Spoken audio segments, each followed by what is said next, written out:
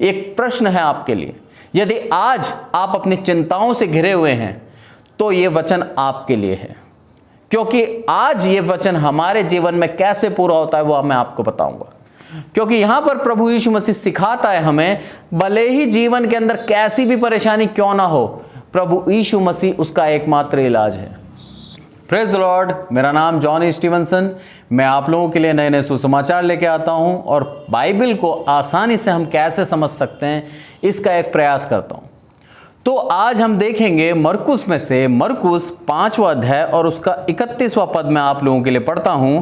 और यहां पर क्या लिखा है, 36वां पद, जो बात वह कह रहे थे उसको यीशु ने अनसुनी करके आराधनालय के सरदार से कहा, मत डर, केवल विश्वास रख। एक घटना है, उस घटना को मैं आपको समझाता हूं कि आराधनालय के सरदार प्रभु यीशु मसीह के पास में आया और उसकी ये विनती थी कि हे प्रभु जल्दी चल, मेरी पुत्री घर के अंदर क्या है, बीमार है और उसके लिए तू प्रार्थना कर। जब वो जा रहा था तो उसके बीच में कई लोगों ने प्रभु यीशु मसीह को रोका और प्रभु यीशु मसीह भी रुकता हुआ गया, क्योंकि प्रभु यीशु मसीह को मालूम था उसको क्या आश्चर्य कर्म करना है। कई बार ऐसा होता है, हम हमारे जीवन के अंदर परेशान हो जाते हैं, प्रार्थना कर रहे हैं, प्रभु यीशु मसीह को याद कर रहे हैं, प्रभु यीशु मसीह के पासबानों से, जो भी उपदेशक हैं, जो भी पास्टर हैं, उन लोगों से भी प्रार्थना करा रहे हैं, पर प्रभु यीशु मसीह हमारी नहीं सुनता। उसके पीछे एक ही कारण है कि प्रभु यीशु मसीह चाहता है कि हमारे जीवन में वो और बड़ा आश्चर्य कर्म करे। क्या वो सरदार के घर में जाता तुरंत तो क्या बीमार लड़की चंगी नहीं होती? तुरंत होती। पर वो चाहता था कि इस सरदार के विश्वास को मैं परखूं और इस जगह पर यह आश्चर्य कर्म भी करना जरूरी था। क्योंकि जब हम प्रभु यीशु मसीह के जीवन को देखते हैं तो पूरे उसके जीवन कार्यकाल के अंदर प्रभु यीशु मसीह ने हर एक कार्य करके दिखाया। उसने बताया कि उसकी सामर्थ्य में है आंधी को रोकना, उसकी सामर्थ्य में है रोगियों को चंगा करना, और ऐसा कोई रोग नहीं है जो प्रभु ने चंगा ना किया हो। लंगड़ों को चलना और जो कोढ़ी थे उनको शुद्ध करना, हर एक प्रकार से प्रभु ने अपनी सामर्थ्य दिखाई। यहां पर भी वो कहता है, उस आराधनालय के सरदार से क्या बोलता है, मत डर, केवल विश्वास रख। क्या आज हम ऐसा करते हैं? क्या आज सिर्फ और सिर्फ प्रभु यीशु मसीह पे हम विश्वास करके सारी बातों को भूल जाते हैं? क्या हमारे दिमाग से हम चिंताओं को हटा देते हैं?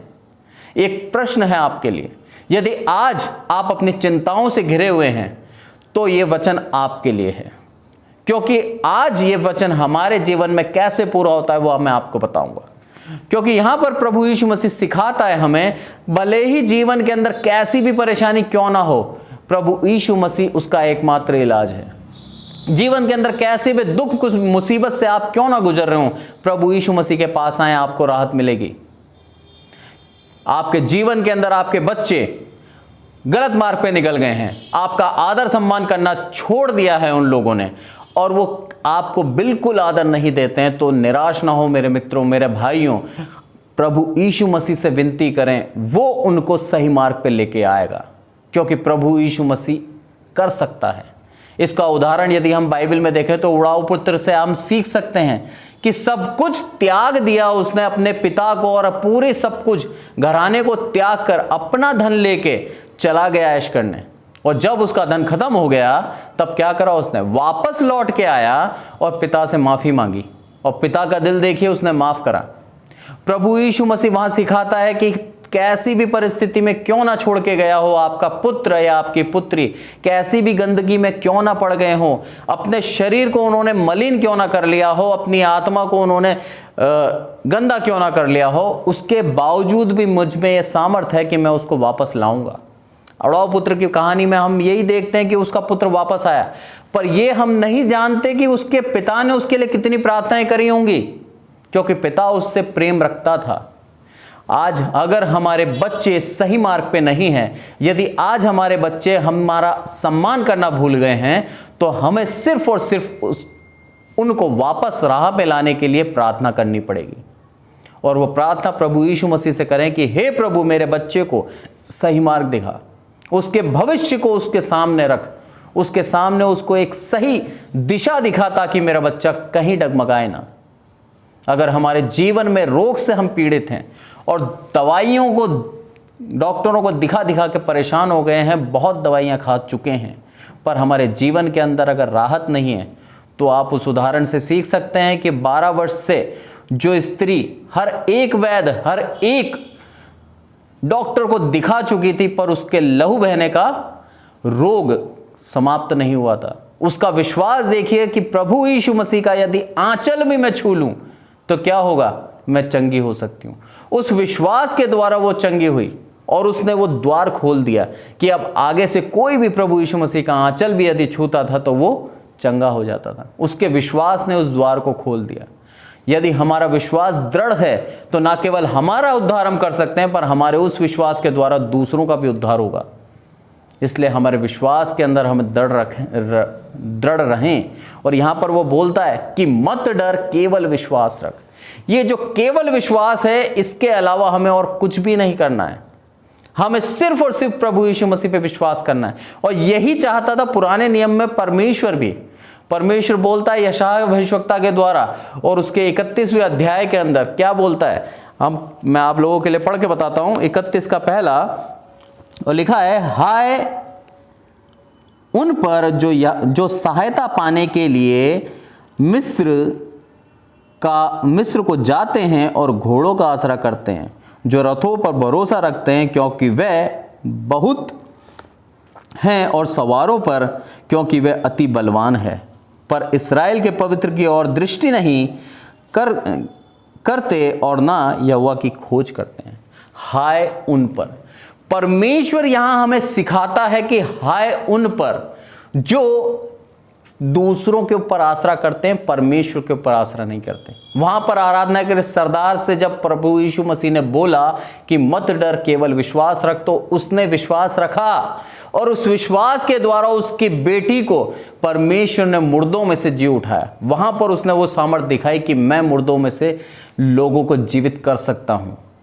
लाजर को भी उसने जिलाया, उस बेटी को भी उसने जिलाया। और क्या बोलता है वो जब उस घर के अंदर पहुंचता है कि रो मत, केवल वो सो रही है, वो मरी नहीं है। सब लोग उसका उपहास करने लगे कि इसको मालूम नहीं कि वो मर गई, पर उसको मालूम था कि मेरे पिता के अंदर ये शक्ति है कि मैं यदि मेरे पिता से मांगता हूं तो वो उसके अंदर जीवन दोबारा देगा।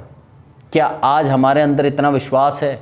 क्या हम जो चीज हो नहीं सकती उसके लिए प्रार्थना करने के लिए हमारे अंदर इतना विश्वास है? हमारे अंदर विश्वास बढ़ाना पड़ेगा। और विश्वास कैसे बढ़ेगा?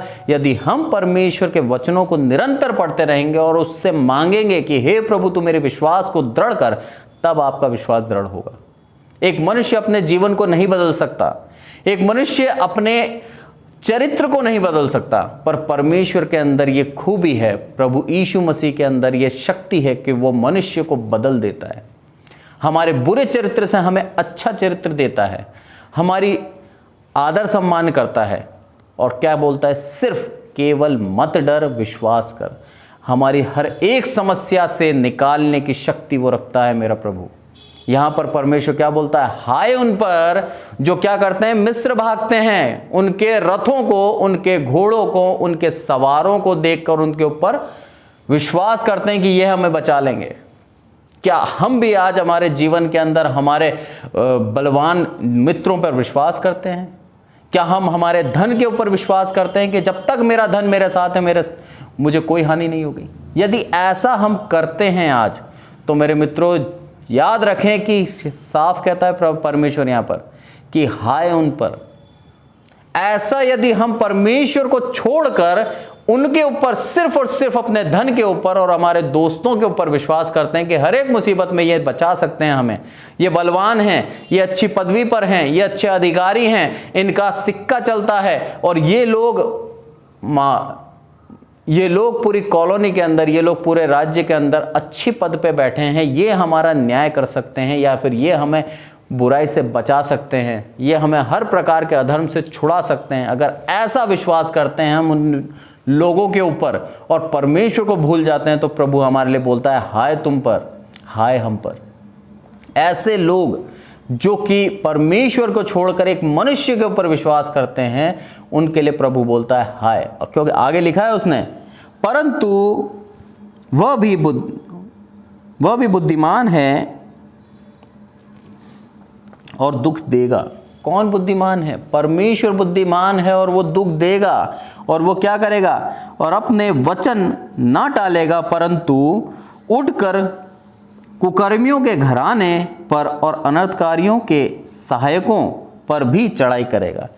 अरे जो सहायता कर रहा है उसको भी नहीं छोड़ेगा और जो सहायता मांगने गया है उसको भी नहीं छोड़ेगा। यदि हम परमेश्वर को छोड़ के जगत के अंदर सहायता मांगने जाते हैं तो ये ध्यान रखें, आपको भी नहीं छोड़ेगा और आप जिससे सहायता मांगना चाहते हैं उसको भी नहीं छोड़ेगा। ये वचन बहुत ही कठोर हैं। चेतावनी है यशायाह भविष्यवक्ता के द्वारा कि तुम्हें परमेश्वर ने मिस्र से छुड़ाया और तुम आज दोबारा उनसे मदद मांगने जा रहे हो। अरे किस मुंह से जाते हो? कुछ तो न्याय रखो, कुछ तो परमेश्वर के ऊपर भरोसा रखो कि तुम्हें 430 साल की गुलामी से निकाल के तुम्हें स्वतंत्र करा और तुम फिर दोबारा गुलाम बनने जा रहे हो। हम भी यही करते हैं। परमेश्वर के पुत्र प्रभु यीशु मसीह ने हमारे लिए बलिदान दिया और हमारे लिए उसने अपने आप को क्रूस पर चढ़ाया ताकि हम पापों की मजदूरी से छूटकर स्वतंत्र जीवन जिएं। आज हमारे पास एक चुनाव है, हम प्रभु यीशु मसीह को चुन सकते हैं या फिर हमारी दुष्टता में अपने जीवन को बिता सकते हैं। पर उसके बावजूद भी जब हमें उसने छुड़ा लिया, हम बार बार हमारी गलतियों में, हमारी हैबिट्स में, हमारी बुरी आदतों में जो हमारी लत पड़ चुकी है उसके अंदर घुस जाते हैं। बार बार हम हमारे चरित्र को बिगाड़ देते हैं। लिखा है मत्ती के अंदर कि कितना भी नहला दो, एक सूअर को सोने की नथ पहना दो, उसकी हैबिट क्या है? वो कीचड़ में जाके बैठेगी। वो सूअर कीचड़ में ही बैठता है। ऐसे हम ना बने। प्रभु यीशु मसीह बहुत ही कठोर वचन हमारे लिए इस्तेमाल कर सकता है, पर आज हमें क्या देता है? वो मौका देता है। आज हमें एक चुनाव देता है कि तुम्हें आज मैं ये चेतावनी देता हूं कि तुम सिर्फ और सिर्फ मेरे पे भरोसा रखो, मेरे पे विश्वास रखो। मैं तुम्हारे जीवन को बदलने की शक्ति रखता हूं। तुम्हारे जीवन के अंदर नौकरी नहीं है, मैं तुम्हें दूंगा। विश्वास करके प्रार्थना कर। तुम्हारे जीवन में जीवन साथी नहीं है, मेरे से भी प्रार्थना कर, मैं तुम्हारे लिए जीवन साथी दूंगा। क्योंकि यशायाह के अंदर लिखा है कि कोई भी बिना जोड़े नहीं रहेगा। हर एक व्यक्ति के लिए परमेश्वर ने उसका जोड़ा तय करा है। बस शर्त यह है कि हम उसके ऊपर विश्वास रखें। यदि हम विश्वास रखते हैं तो प्रभु हमको हमारा जीवन साथी देने को तैयार है। हमारे जीवन में ऐसी कोई सी भी चीज़ नहीं होगी जो प्रभु नहीं दे हमें। हर एक चीज़ प्रभु अपनी महिमा के लिए हमें देता है। हर एक आशीष वो देना चाहता है हमें, पर वो कहता है कि सिर्फ मेरे पे विश्वास कर, मेरे अलावा किसी और के ऊपर विश्वास ना कर। क्योंकि हमारा परमेश्वर ईर्ष्यालु है, उसको ईर्ष्या होती है यदि हम उसको त्याग कर दूसरों की तरफ भागते हैं। तो ध्यान रखें, यदि हम अपने आप को विश्वासी कहते हैं तो विश्वास रखना जरूरी है। वचन कहता है कि धन्य है वह जो मन के दीन है, क्योंकि स्वर्ग का राज्य उनका है। पूर्ण रूप से यदि हम उसके ऊपर निर्भर हैं, पूर्ण रूप से यदि हम दीनता से उसके ऊपर निर्भर रहते हैं, तो वो हमको स्वर्ग राज्य देने को तैयार है। स्वर्ग राज्य से बहुमूल्य पूरी पृथ्वी के अंदर कुछ भी नहीं है, वो भी हमको देने को तैयार है। सिर्फ और सिर्फ हमारी मन की दीनता चाहता है वो। इन छोटे से वचन से हम यही सीखते हैं, यदि हम हमारे जीवन के अंदर हमारे भय को निकाल के सिर्फ परमेश्वर के ऊपर भरोसा रखेंगे तो वो हमारे जीवन के अंदर आश्चर्य करने को तैयार है। हमारे को आशीष देने के लिए तैयार बैठा है, हमको डर से निकालने के लिए तैयार बैठा है, हमारी परिस्थितियों को बदलने के लिए तैयार बैठा है, हमारे बच्चों को अच्छे जीवन साथी देने को तैयार बैठा है, हमारे रोगों को हटाने के लिए तैयार बैठा है, हमारे जीवन में खुशियां लाने के लिए तैयार बैठा है, हमको बुरी लतों से छुड़ाने के लिए तैयार बैठा है। सिर्फ और सिर्फ हमें उसके ऊपर विश्वास करना है, क्योंकि उसने अपने पिता परमेश्वर के ऊपर विश्वास करा और उसी के आधार पर उसने अपनी सारी आज्ञाओं को मानकर हमको एक उदाहरण दिया है कि मैं परमेश्वर का पुत्र प्रभु यीशु मसीह होकर भी यदि सारी आज्ञाओं को मानता हूं तो तुम्हारा भी ये कर्तव्य है कि तुम मनुष्य होकर हर एक आज्ञा को पालना करना जरूरी है। जब तक हम हमारी तरफ का दायित्व नहीं निभाएंगे तब तक परमेश्वर अपनी आशीषों को रोके रखेगा। यदि आप अपने जीवन के अंदर आशीष पाना चाहते हैं तो अपने दायित्व को पूरा करें, उसके ऊपर विश्वास रखें। सिर्फ वही है जो हमारी परिस्थितियों को बदल सकता है। धन्यवाद। Praise the Lord. परमेश्वर इन वचनों से आपके जीवन में आशीष दे। जय मसीह की।